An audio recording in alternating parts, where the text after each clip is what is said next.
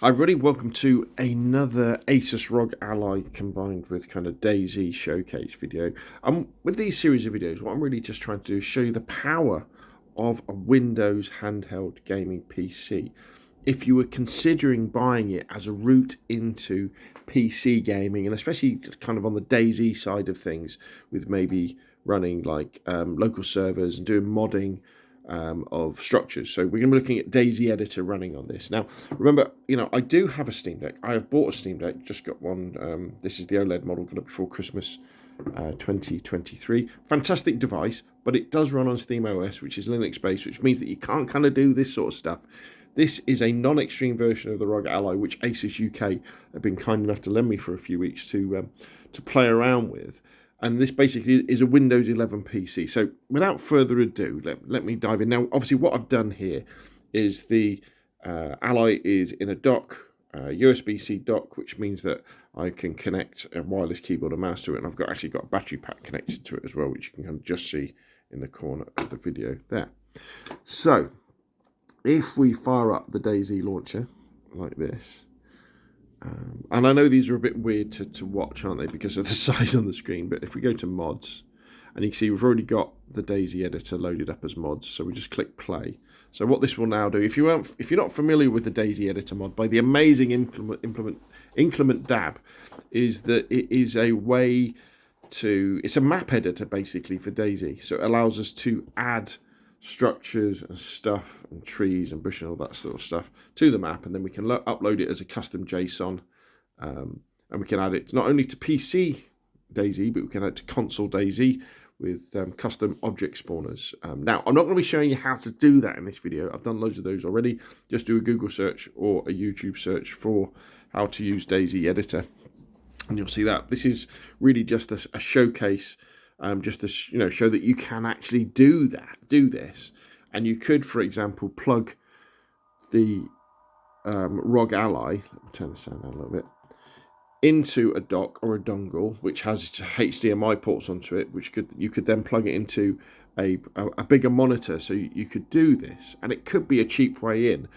Best Buy were doing these for $400. In fact, at some point in around Easter time, Best Buy was selling this for $300. Now, it doesn't have the performance of the extreme version, so you do need to turn the screen to 720p. It does have a particularly amazing variable refresh rate screen, but the screen is very, very sharp. In fact, I think even at 720p, it's sharper than the Steam Deck OLED's screen. So anyway, open editor. So let's do that. We go to Enoch, so it's going to load up.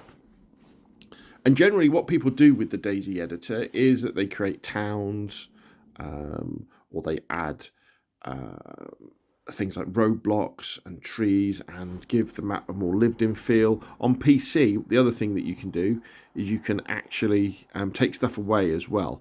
We're using the DayZ Editor Loader mod. So as you can see, we can fly around. If you're familiar with, say, something like Arma 3's Eden Editor, we can do that. Now, what we'll do now, let's load in,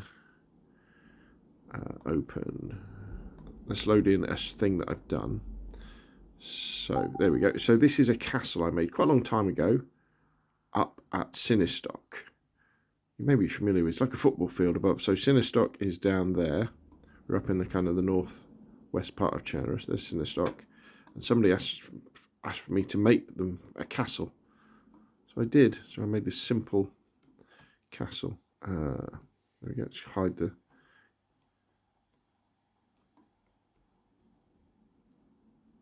And there we are. So let's turn on the FPS so you can see what we get in. So if you look at the top of the screen now, you'll see, we're getting about 60 FPS, which isn't too bad. The more objects you place, obviously, the more your Rog Ally will struggle. But tell you what, we could do a test actually. If we did something like, let's just change the name to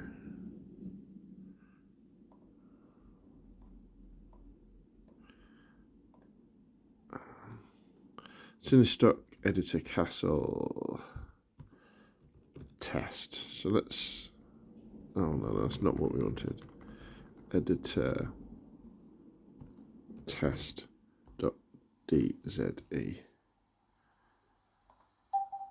Okay, so it's called something else now. So let's just place something first. Let's zoom in a little bit. I like tents. Now remember, avoid builder if you're on console. So let's put a tent in. There we go, nice little tent there. So we could do something like this.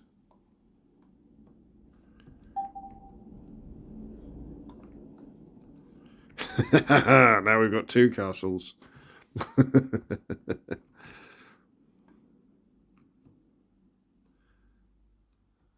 cool is that? Oh, it's still doing all right. We've gone down to about 50 frames per second. A little hint I'll give you actually for DayZ Editor.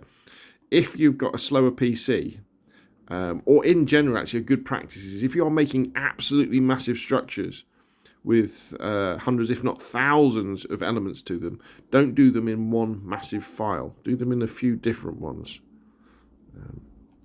And there is an upper limit to the amounts that you can spawn in as well. So there we go. That is DayZ Editor running on an Asus Rog Ally non-extreme version. And if you're thinking about getting into PC gaming and this sort of thing on the cheap, if you see something like this going for the right price, then maybe it's something to think about. What I would say though is that obviously this is a bit of a clunky solution to the problem, because we've got our lovely handheld gaming PC, and if you're after a handheld gaming PC that's Windows based, then fantastic. But in order to kind of turn it into a usable device for doing jobs like this, you're going to have a dock. You've got to have a wireless keyboard and mouse, and these things don't. You have to put them in a bag, and it's a bit awkward, isn't it? So obviously, a better sort of mobile solution is something like a gaming laptop, and that's why I sort of talk about price. So if one of these was going for a silly price, like you could get one from Best Buy for, $300, or $350, or in the UK £300, that's half the price of a gaming laptop, isn't it? And not only are you getting a Windows PC that you can use basically for anything a Windows 11 PC can do, but you're also getting a gaming portable gaming device. And don't get me wrong, these are fantastic portable gaming devices. Doesn't have the battery life or the smoothness or the console-like experience that the Steam Deck does.